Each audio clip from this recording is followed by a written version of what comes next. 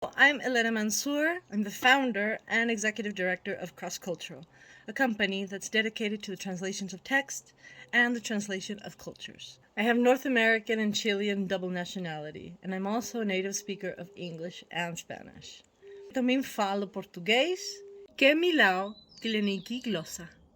I translate from English to Spanish and Spanish to English. I'm an ATA certified translator from Spanish to English, and I'm the only certified translator in Chile that's a native English speaker.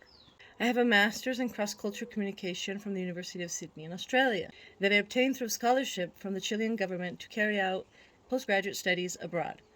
And this knowledge of cross-cultural communication is applied to my translations and to my consultancies for people and businesses. This is the added value that I give to my translations and that I teach all the translators who collaborate with Crosscultural. And it's that our translations are correct not only linguistically, but also culturally, because they're integrated with cultural intelligence and adapted to the culture of the recipients. And that way we can avoid misunderstandings, cultural shock, and other problems that arise from the unawareness of the cultural factors that affect communications.